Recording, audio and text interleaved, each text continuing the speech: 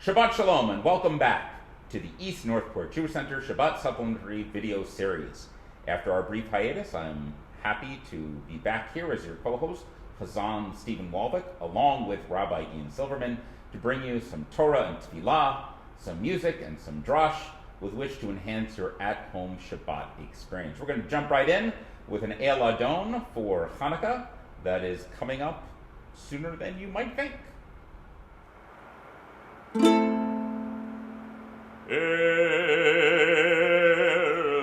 Adon al kol ha-ma'asim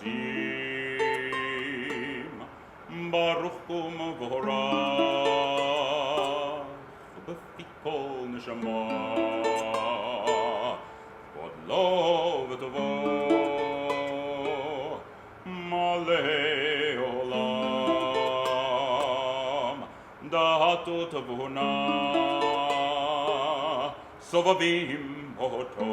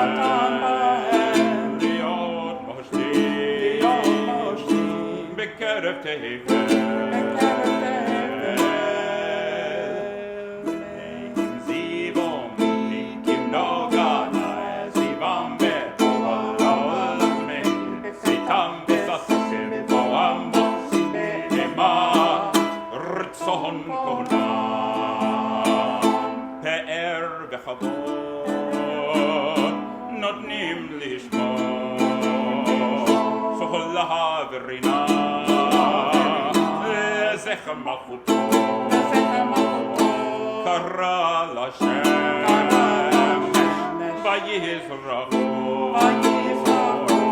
Ra'av hitkin Surat halvana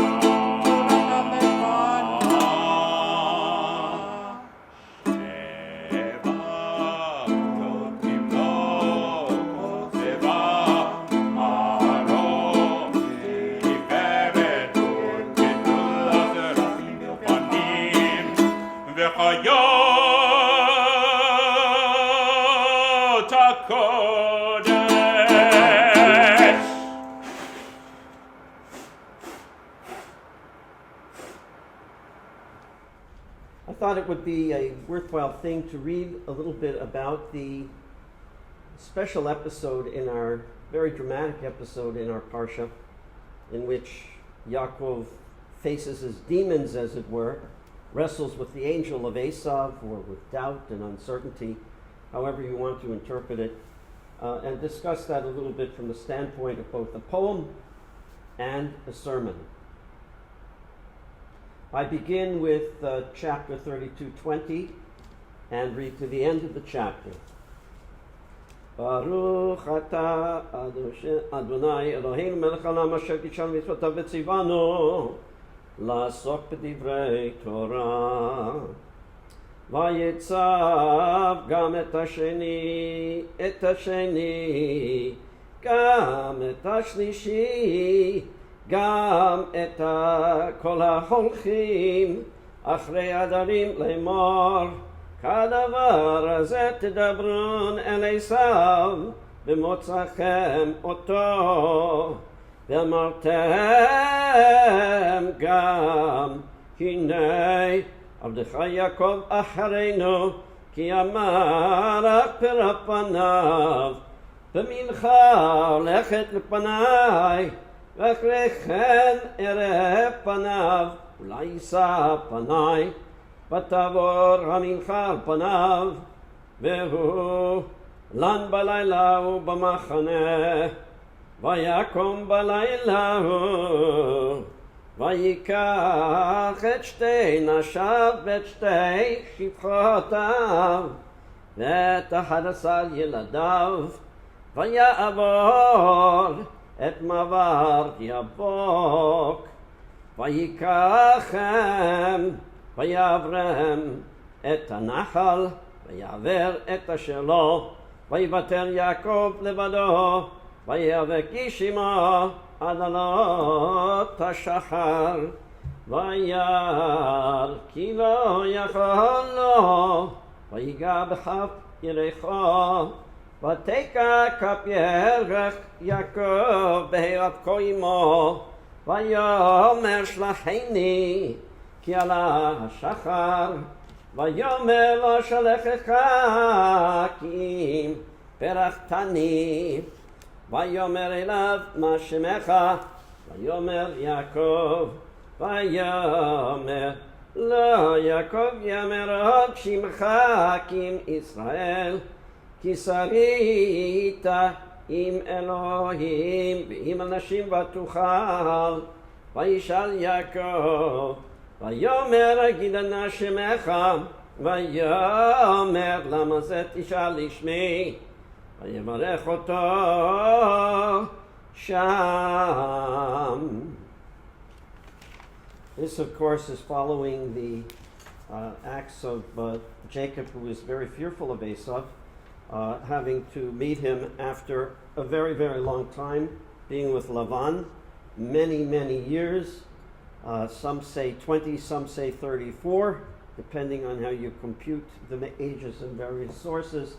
But the point is that he first sends out diplomats, tries some diplomacy, he splits up his camp, and finally he sends them off, and he stays at night alone, where there he wrestles with an angel.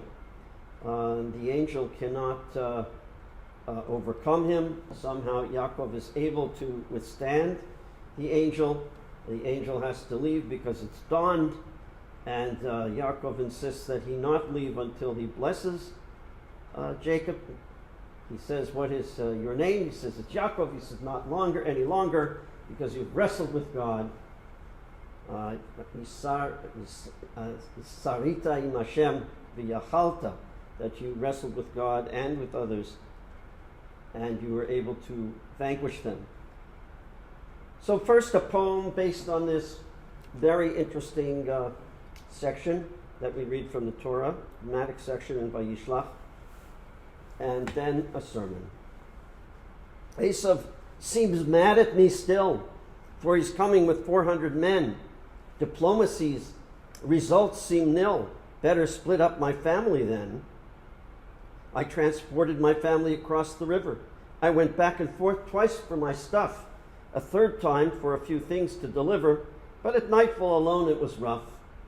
I grappled with Esau's strong angel, you see. A half Nilsson first, and then a headlock.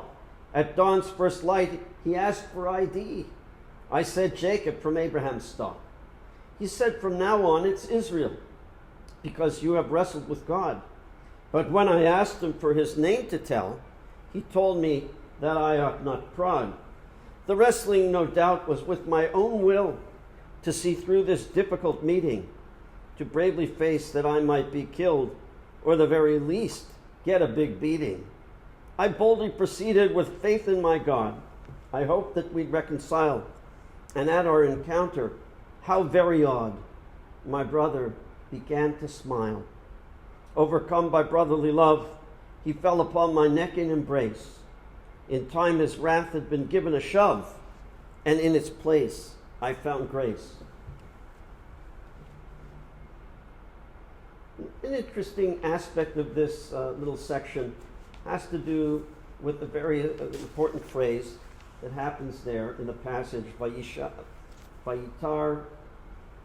I want to get it exactly right here. Vayivater, Yaakov levado, that Jacob stood alone. He was left alone in the dead of night. Vayivater levado, Vayivater Yaakov levado. What exactly this means, how it's understood by our sages, and what we can ourselves learn from it.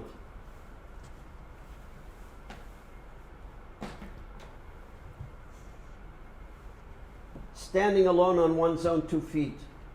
The text tells us Yaakov, after he moved his family and his possessions across the Yabok River, Nisharhu Levado. He was left alone by himself. How is it that he was left alone, and what can it mean for us?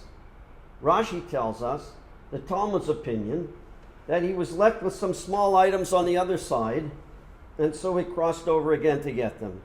The Ramban contends Jacob told them, his family, to go ahead of him and with his possessions, which they did, and therefore he was left with just a few things on the other side. Small difference. Ibn Ezra tells he crossed the Yabok first, the river first, then he crossed with his family, helped them, then he went back on the other side to see that he had left anything behind. Many comment that at that point he lost sight. He, as it were, stopped carrying the ball.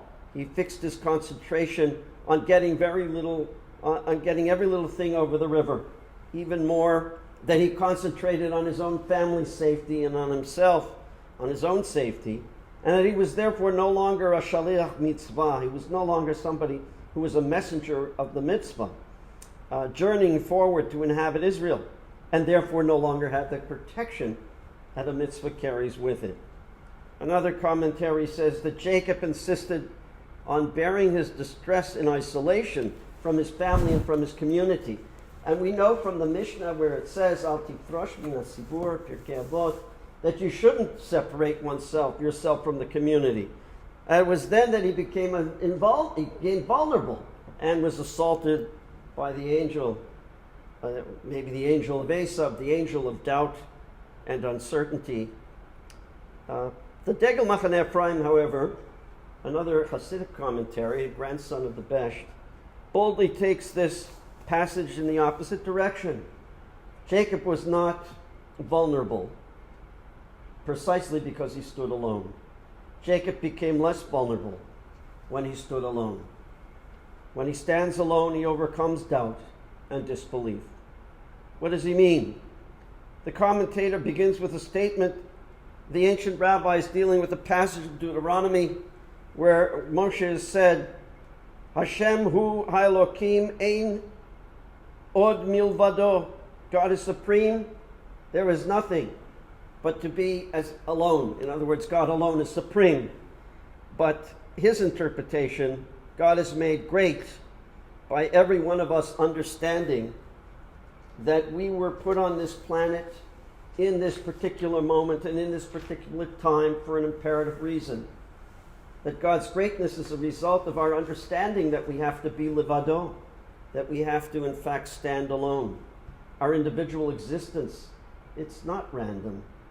That we stand alone, when we stand alone and vital, that's when God is made most supreme. A person must develop that mentality that the whole world was created for their sake and their sake alone. That's what we do with our lives. That is, that what we do with our lives that is good will therefore save the world.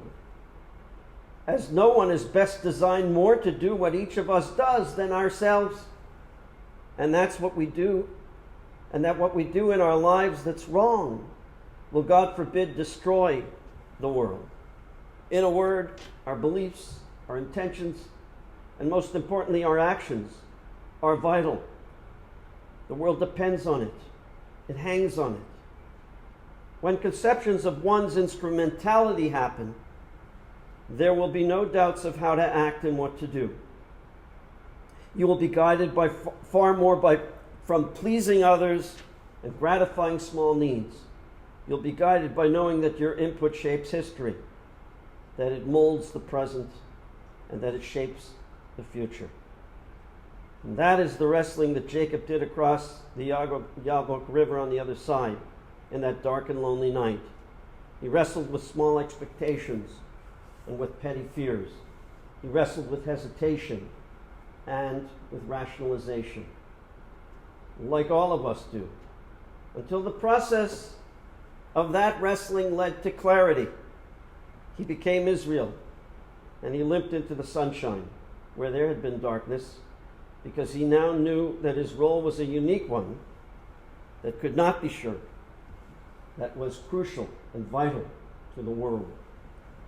Simcha Bunim, another Hasidic sage, reminds us that we must have this in balance, of course, just as the high priest has in his Choshen Mishpat, his breastplate, the Urim and the Tumim, two parchments in his breastplate. We too must have two parchments in our pockets. One says, like Avram says, Anochi afar va'efer, I'm like dust and ashes. I'm only human. But the other one, the other parchment, just like Jacob here says, Lima'ani nivra ha'olam, for my sake alone the world was created. I stand alone in that sense. But that's because if we keep thinking, it has to be a balance, because we keep thinking that for our sake alone the world was created, we might forget that each and every one of else too has that role, and we may become too much full of ourselves. But we must never let ourselves off the hook with that parchment of Lima Ani. For my sake alone the world was created, because you are not dispensable. You are indispensable. Your contribution to the synagogue is vital. Your input in the community awaits. Your society screams for your role in it. The world's progress is diminished if you tarry. The trajectory of justice and righteousness suffers by your evasion. In a sense, we are all here on this cusp of Hanukkah again, because of how a few mighty Maccabees stood alone against a pervasive Hellenism that has as its agenda our destruction, to snuff us out. May we, all of us, go about our decisions and our actions as Jacob did on that fateful night. And may we too rise above the excuses of rationalization and hesitations that hold us down, and realize that what we do, Jewishly and in the world at large, is to importantly stand alone. God and the world depend on it. Shabbat Shalom and Chag Hanukka Sameach.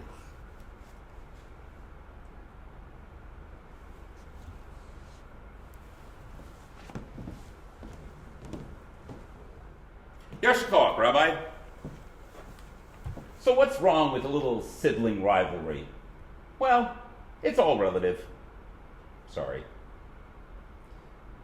But the entire book of Bereshit is filled with sibling rivalry. Abel is killed by his brother Cain. Isaac is tormented by Ishmael. As we saw before, Jacob tricks his brother Esau. Joseph is sold into slavery by his brothers. In fact, we have to get to the very end of the book before we finally find a pair of brothers who get along. And in fact, when the rabbis were looking for sons to complement and to give a blessing, when we give the weekly blessing to our children, we talk about Ephraim and Manasseh, who are the sons of Joseph. And it's not like there are any great stories of Ephraim and Manasseh getting along and doing things together, but that's pretty much how far we had to go before we found a pair of brothers who, were killing each other or trying to kill each other. And it's really a great tragedy. And it's one that continues to this day. I probably spend a little too much time on social media and reading news websites, but everything I see, if you ask people who the worst rival, the worst enemy of the American people, they don't say North Korea anymore, or China, or Russia. But all too often we say members of the other party. And it's very scary. I can't solve that today. but maybe we can learn something from the Haftarah and the Torah reading. The Haftarah, the book of Obadiah, is a polemic against the people of Adon. It's a message of that the Adon is again represents Esau, the brother of Jacob of Israel, and it's a message that Edom's going to get theirs. You know, God will finally punish Edom in the end. You know, Va'alu Moshim Bahar Sion Lishpodet Hare Sal V'Haital Ranayah Hamlucha. This is what we say in our morning prayers. For liberators shall march up on Mount Zion to wreak judgment on Mount Esau, and dominion shall be the Lord's. And that's a great message, I guess. You know, that in the end, those who tormented us will be tormented. But it's not a prophecy that has come about. Exactly. Because the Jewish people have always changed the definition of Adon. You know, first it was the actual Esau, the descendants of Esau. Then it was the Romans, and it's the Christians. And I don't think we gain anything by pursuing this vengeance. This, well, you know, because you did this to me, I can do this to you. And you're going to get yours in the end, because God is going to punish you. Maybe that will happen. Who am I to say what God will and will not do? There are plenty of Christians out there, and they seem to be doing quite well with themselves.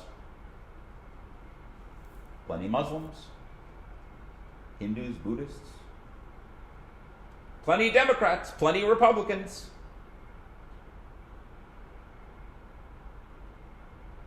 It's not the way we can lead our lives. We can't really go and live our lives with this message of the other guy's going to get their punishment in the end. To actually understand anything and really learn how to live our lives in the here and now and not worry about what's going to happen in the end times, we have to go back to the Torah reading. Because we come to the meeting of Esau and Jacob, and Jacob's very worried, as Rabbi pointed out, and that he struggles with God. That's why his name is Yisrael. But what happens after? Does Esau punish Jacob? Do they fight and one is the winner and one is the loser? If Esau wanted to, he probably could have destroyed many of Jacob's family, you know, unless God intervened. But Esau doesn't do that. And Jacob doesn't do that either. They don't fight. Esau kisses Jacob. They reconcile. They find a way to move on together. Sure, they don't always get along. You know, that one goes one way, one goes the other way. They don't have to live together as brothers, as friends.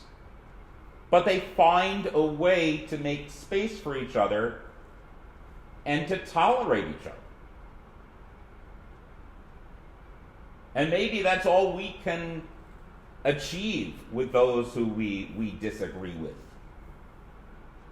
But the only way to get there is by struggling with God, as Jacob does. Because if you struggle with God, then maybe you will realize that the whole tit for tat and, well, we can do this because they got away with it last time, and, well, they were cheating, so we're going to cheat more, and they attacked us, so we're going to send in bombers, and that leads nowhere. There is no winners and losers, unlike in the end of our Haftarah. Or if there is an ending and there are winners and losers, I doubt we're going to see who those winners and losers are. And in any case, the final result is irrelevant to how we live our lives today. We have to find a way to live with ourselves. We have to find a way to get past our fears. And there's a lot of fear in this country. Fear of what the Democrats are going to do when they take control. Fear of what the Republicans are going to do to harm our democracy. But we have to get past that fear. We have to look at each other within our community, within our own families, as siblings. And siblings fight and siblings argue. But in the end, unless you're Cain, you can't really get rid of your siblings. It didn't work out too well for Cain either. We have to find a way to live with each other. Shabbat Shalom. And since we are not going to do these every week, but we are probably going to go to a every 2 week, a bi-weekly format, I'm going to give you a little more taste of Hanukkah with Hanukka Hanukka Kol Kach. Take it away, me. Hanukka Hanukka Hanukka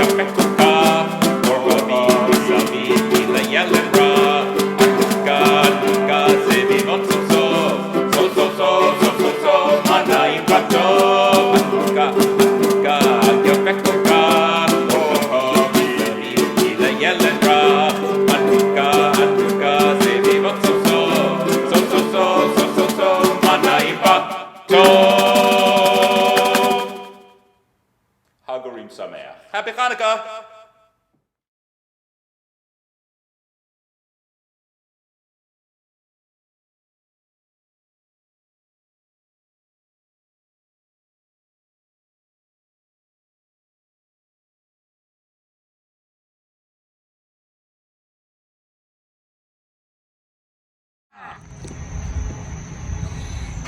Before you end this video, I just want you to say to give this video a thumbs up, and subscribe and share, and do not forget down below and hit the bell button. And we need to get a lot of subscribers. Let's say 60. We need to get a lot. So share this with your friends so they can subscribe too. And if you're with other people in the public, you know them, you can share this to them too. Or if your grandparents come, we need to get a lot of subscribers. So hurry up and hit that subscribe button. See you guys later.